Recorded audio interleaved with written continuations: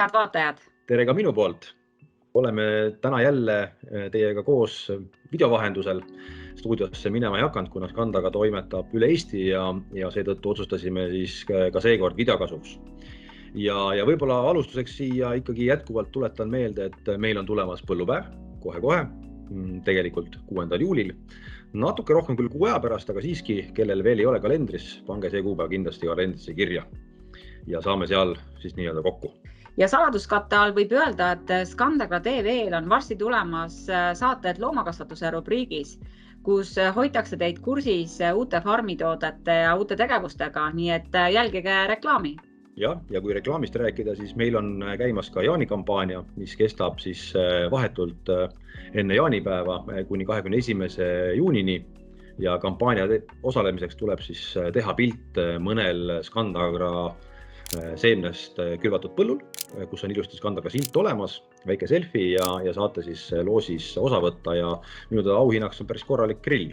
Ja tasub seda jälgida, et see on väga populaarne. Ja leidke üles oma siis kohalikud põllud, aga eelmine aasta käis päris suur jaht ka üle Eesti, nii et võtke ja reisige ümber Eesti ka, kui aega leiate. Ja kui ümber Eesti sõitmisest juba juttu oli, siis olen me ise ka siin sõitnud ümber Eesti päris palju, on siin olnud põllujalutused ja sai on põldude peal käia ja teemaks on ikkagi ka kuivatamine. Tänasel hetkel, kuigi kahjuks ei ole võimalik täna ikkagi sinna augustisse, septembrisse mingisugust gaasi hinda nii-öelda fikseerida ja seega on see natukene tundmatu maa, mis puudutab siis kuivatushindasid. Aga nii palju, kui ma siin ikkagi vaadanud oleme neid hindasid arvutanud, siis hinnatõus võrreldes eelmise aastaga jääb sellise 25–30% vahele, mis üldjoontes võiks olla enam-vähem okei ja lihtsalt tekib võib-olla mõningatel küsimused, kellel on võib-olla vanemad kuivatid, et kas seda vanemat kuivatut on mõtet käima panna, aga see on juba igaühe siis enda otsustada. Nii et ootame seda hooaega ikkagi ja toimetame selle rindel, et kõik saaks tehtud, kuivatatud ja ka ära peetud. Et järgmistes saadetes hoiame kursis siis põllumehi selle infoga. Just, täpselt. Kuule Urvo, kas tervitada võib? Ikka võib, keda sa tervitada tahad? Ja tegelikult tervitame ja õnnitleme veel korra Muuga sadamat TK terminali uute konteinerkraanade avamise puhul. Et meil oli au osaleda sellel pidulikul sündmusel eile ja olime seal, käisime isegi kraanade otsas, et väga võimsad konteinerkraanad, nii et edu siis Muuga sadamas. See on hea, kui meil sadamad ka arenevad ikka. Ja. Aga ma ei tea, räägime siis nüüd, mis meil siin viljaturul lähemalt toimub, et? Jah, see on ju tegelikult see kõige põneva koht. Seal toimuvad täna ikkagi väga palju sündmused. Ja, täpselt, et võib-olla alustame ikkagi Ukrainas, see on ikkagi number 1 teema igal juhul. Ukrainas kevadkülv hooga käib, külvatud on praeguse seisuga 74%. Ikkagi prognoositakse, et jääb külvamata 4 miljonit hektarit võrreldes siis eelmise aastaga ja enim mõjutab siis kevadkülv päevalille ja maisikülvi. Ja siin prognoosid ka ei ole muutunud, päevalille külvatakse kuskil selline 30% vähem ja maisi erinevatel andmetel selline 15–20% siis vähem kui eelmisel aastal. Kuid mingi aeg oldi ikkagi maisikülvi osas veel pessimistlikumad ja prognoos oli palju mustem, et külvipind võib isegi poole võrra väiksemaks jääda, kuid põllumehed on olnud seal vaprad ja Ukraina rahvas on oma maad kaitsnud, nii et võime öelda, et au Ukrainale. Aga omaette teema muidugi on saagi kogus, mis nüüd lattu jääb ja mida ei saa siis liigutada ja siin on erinevates kanalites nüüd läbi käinud igasuguseid numbreid, mis võivad tekitada segadust. Et fakt on, et enne sõja algust oli siiski kuskil 50% maisisaagist ja circa 80% nisusaaki juba eksporditud. Seega ladudesse jääb Ukrainas prognoosi kohaselt vana saaki nisu 4–5 miljonit tonni ja maisi 14–15 miljonit tonni. Nii et jah, kokku jääb 20 miljonit tonni, aga see on siis nii mais kui nisu kokku. Ja kui nüüd nisust lähemalt rääkida, siis uue saagi nisu eksporti prognoositakse Ukrainas selline 10–15 miljonit tonni vähem kui eelmisel aastal. Et USDA raportis on näiteks numbrid ikkagi liiga optimistlikud, et tegemist on siiski vaid prognoosidega ja tegelikult lõpuks ei teatagi, kui palju sealt siis nisu on võimalik eksportida. Kuid turg täna arvestab juba madalamate kogustega ja ma ikkagi julgen väita, et juba on väiksem ekspordikogus ka hindadesse sisse kirjutatud. Et nüüd Ukrainast tuleb vähem nisu, siis mõjutab paljusid turgusid, eriti võime öelda siin lähi importivatest riikidest Egiptust, kelle imporditavast siis nisust kuskil 25% tuleb Ukrainast. Muideks ka siin on tavameedias natukene teine info liikunud, nii et see oli ka oluline siin üle korrata. Kuidas meil sellised teiste kaubaartiklitega on? Nüüd eelmisel nädalal oli just selline hästi suur konverents Gdanskis, kus oli ka juttu nii-öelda teistest kaupadest ja seal ikkagi logistika oli peateemaks. Ukraina ekspordib kokku aastas kuskil selline 150 miljonit tonni kaubaühikut, teravili, metall, keemiatooted ja nii edasi. Ja selline suur ekspordimaht, kui sadamad on blokeeritud, siis võib muidugi ette kujutada, mis logistikas toimub. Ja Ukraina infrastruktuur raudtee pole ette valmistatud taolise mahu transportimiseks mööda maad. Aga ka näiteks Poola pole selliseks lisatransiidiks valmis ja kellelgi pole jõudu ka kiiresti üleöö infrat muuta. Nii et sellest tulenevalt on suured järjekorrad, autod seisavad seal 4-5 päeva, on tekkinud ummikud, kuuldavasti lausa 15 000 vagunit on kuskil ummikus kinni, nii et väga keeruline olukord logistikas kõikides kaubagruppides ja on ka selge, et väga lühiajalist lahendust ei paista. Ja isegi kui sadamad näiteks ime läbi vabanevad, siis ju laevad nurga taga ei oota ja elevaatorid on vaja töökorda seada, et seega isegi kui mingid positiivsed uudised tulevad või mingid kokkulepped tehakse, siis 2-3 kuu jooksul ikkagi midagi ei juhtu, et see võtab kõik aega. Ja kui mõelda veel pikema ajaliselt ette, siis võib selline negatiivne stsenaarium tähendada ikkagi väga musta pilti, et sisuliselt Ukraina võib üldse kaduda ju eksporditurult ja seda väga paljudes sektorites, sest raha ei tule riiki, vilja ei saa külvata, sest seemet ei ole, kütust ei ole, kaob huvi ära, põllumehed lihtsalt ei jaksa ju heast tahtest külvi teha. Nii et ka kui ise siin konverentsil käisin, siis Ukraina mehed tõesti tundsid muret just rohkem 2023. aasta saagi pärast. Aga jälgime arenguid muidugi edasi. Kõik sellised poliitilised uudised võimalike koridoride loomiseks sadamates on nüüd 2 korral nisu matifit liigutanud. Ja täna olemegi tasemel, kus detsembri matif on selline 388 juures. Et hinnakõikumised on igal juhul olnud ja täna on turg siis suures pildis kõrgematest tasemetest langenud kuskil selline 30-40 euri. Põhjused siin languseks on olnud nüüd viimasel ajal mitmeid. Et kõigepealt ikkagi hinnad on olnud väga kõrged ja suurostjariigid, saame öelda, oodavad ikkagi paremaid tasemeid, et importivad riigid ei suuda osta lihtsalt nende hindadega praegu piisavalt siis vilja. Teiseks on tekkinud turul müügisurve. Euroopa põllumehed müüvad täna ikkagi väga kõvasti, sest koristus on lähedal, põllupilt on selge ja kuna on näha, et enam-vähem hinnatasemed on stabiliseerinud, et järgmist mingit 100 eurost hüpet nad ei oota ega näe, siis on hakatud rohkem müüma. Ja kuna kaupa pakutakse turul rohkem kui ostetakse, siis loomulikult see surub hinnad alla. Et tegelikult kui nüüd vaadata, kui aktiivsed on siin Euroopa põllumehed, siis tegelikult tekitab see küll küsimusi, et miks küll Eesti põllumees täna ikkagi oma vilja ei müü. Et mis sina arvad, Urbo?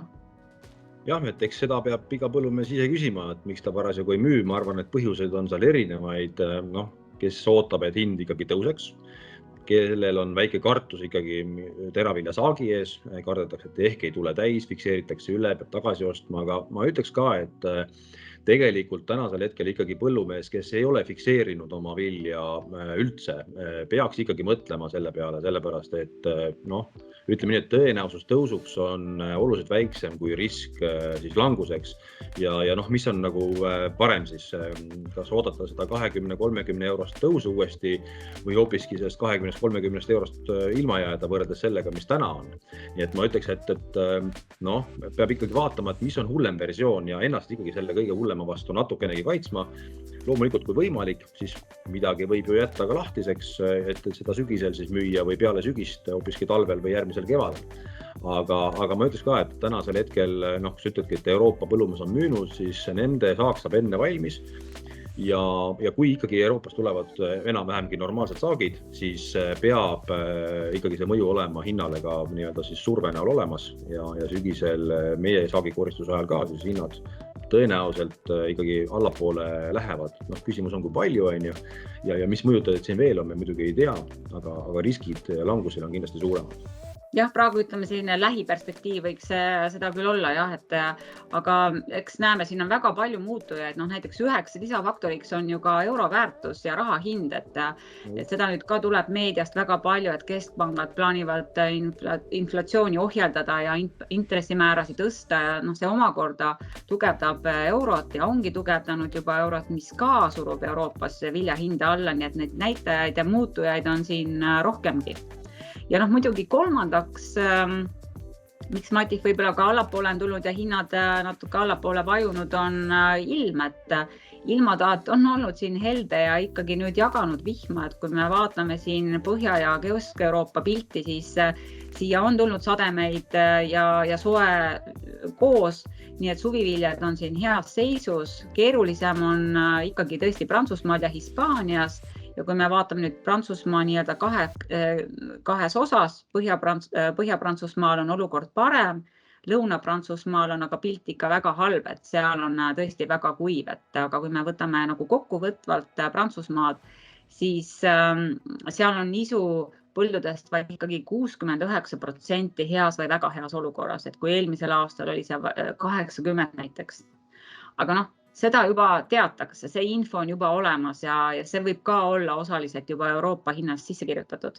Aga kui Euroopa nisusaagist üldiselt rääkida, siis saame ikkagi väita, et siin erinevad raportid on olnud ikkagi liiga optimistlikud, et reaalne pilt on selline võib-olla 6 miljonit tonni vähem, kui me võtame näiteks USDA raporti mai prognoosi.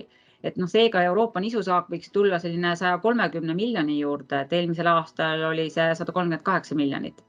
Aga odrapilt on Euroopas palju parem ja siin võiks öelda, et see saak võiks jääda kuhugi sinna 51-52 miljoni tonni juurde, mis on eelmise aasta tase. Kui me liigume nüüd edasi, siis ka Ameerika on saanud vihma ja ka seal on natukene põllud parem, võib-olla olukord põldudel paranenud, kuid kahju on muidugi seal talinisus juba tehtud, sest enne seda oli ikkagi väga kuiv ja väga põuane, nii et vaid 28% nisupõldudest oli siis mai keskpaiga seisuga heas või väga heas olukorras. Ja seal on ees oodata siis sellist kuivemat perioodi. Õnneks on kuumalaine prognoosi natukene nüüd vähendatud, nii et vaatame, kuidas seal ilm edasi areneb.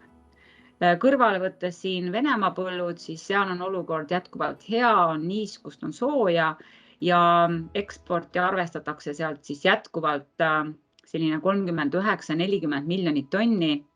Aga nagu oleme varem ka rääkinud oma saadetes, siis siin on väga suur poliitiline küsimus, kas, millal ja milliste hindadega see nisu sealt mingi aeg siis liikuma hakkab. Kui vaatame Ladina-Ameerikat, siis Brasiilias on pilt jätkuvalt halb. Maisisaaki ennustatakse seal ikkagi vähem kui varem prognoositud sinna 105 miljoni tonni juurde, aga hetkel ei ole ka seda allapoole enam vähendatud. Ja oluline nüüd info tuli eelmisel nädalal, kus tuli välja, et Hiina tahab ikkagi hakata ostma Brasiilia maisi. Tavaliselt ta on enamuse ostnud USA-st. Ja see tähendab, et Hiina tahab nii-öelda Brasiilias siis oma turuosa maisist kasvatada, mis on tema pikem plaan, raske öelda, kuid see huvi tal on nüüd tekkinud. Ja nende uudiste peale muidugi langes USA-s maisi hind ja Brasiilias siis vastupidi hind tõusis. Nii et kui me vaatamegi siin maisi graafikut, siis suures pildis on maisi hinnad tegelikult maailmaturul koos nisuga samas rütmis olnud langustrendis natuke. Aga kui võtame siis globaalselt, on maisi hind võrreldes teraviljadega võib-olla isegi odav või nagu mõned targad ütlevad, on vilja hind liiga kõrgel võrreldes siis maisiga, nii et vaatame, kuidas see maisi hindki siin siis edasi areneb. Soja hind on olnud vastupidises suunas, siin oleme olnud nüüd tõusukoridoris ja peamiseks põhjuseks on võib-olla olnud siin nafta hinna tõus, sest enne seda oli siin ikka väga palju selliseid uudiseid, mis viisid nii soja kui ka rapsi hinnad järsku langusesse, et näiteks USD raportis ennustatakse ikkagi palju rohkem soja kui eelmisel aastal ja ka rapsisaaki palju rohkem kui eelmisel aastal. Ja vaadates nüüd rapsi hinnagraafikut, siis siin on nüüd hind olnud võib-olla selles mõttes stabiilsem, et hinna liikumine on olnud vaid jutumärkides siis 20-30 euro piires. Hinnatasemed on jätkuvalt seal kuskil 800 euro juures. Euroopas prognoositakse kuskil 1 miljon tonni rapsisaaki rohkem kui eelmisel aastal, sest külvatud on rohkem. Nüüd tuli ka sademeid ja tänu sellele ka on siis saaki tegelikult suurendatud ja tuli ka Austraaliast prognoos, kus ka prognoositakse seal kuskil 5,5 miljoni tonni juurde rapsi. Eelmisel aastal koristas Austraalia väga suure rapsisaagi, see oli siis kuskil sinna 6,6 miljonit. Nii et kokkuvõttes, kui nüüd siin vaadata viimaseid turu-uudiseid, siis hinnad on kuigivõrd stabiliseerunud, kõikudes siin võib-olla 30-20 euro piires. Oluline on ikkagi Ukraina ja Venemaa uudistel silma peal hoida. Samas, kui me vaatame nüüd nisu eksporti, siis Ukraina poole pealt, siis turg on sellega juba peaaegu arvestanud, et nende koguste osas peab olema ettevaatlik. Ja nagu mainitud on, et Venemaa nisu ekspordi osas siis on tõesti kõige suurem küsimärk, et palju sealt siis välja tuleb ja kuidas see siis meie pilti muudab. Et meie soov ongi ikkagi kogu turgu siin hoida infoga kursis, et põllumees saaks teha õigeid otsuseid oma saakide müügis selles infovirvarris ja selles poliitilistes tõmbetuultes, et maandada oma riske. Jah, ega see lihtne ei ole ju. No täpselt ja arvestades nüüd neid suuri hinnaliikumisi, siis tegelikult sisendid ja müüdava kauba hinnad on ikkagi korda 3 võrreldes eelmise aastaga, mis tõttu ka rahasummad on väga suured. Nii et siin saame küll ka põllumeestele panna südamele, et väga oluline on ikkagi teie partner, kes on siis pikaajalise kogemusega, kellel on tugev finantstaust, nagu näiteks ka Skandaga, aga neid on turul veelgi, et see on oluline, et kellega te koostööd teete, eriti veel sellel aastal. Jah, et selliste, ütleme nii, et suurte rahaliste riskide najal on ikkagi oluline enda riske võimalikult palju maandada ja üks võimalus selleks on siis hea partner ja teine siis ka see, et õigel ajal ikkagi oma hinnariskid ära maandada. Ja, täpselt. Aga selge, aga tõmbamegi selleks korraks siis saate kokku. Jah, suured tänud kuulamast ja kohtumiseni siis järgmisel korral ja kindlasti siis 6. juuli põllupäev. Kohtumiseni! Kohtumiseni!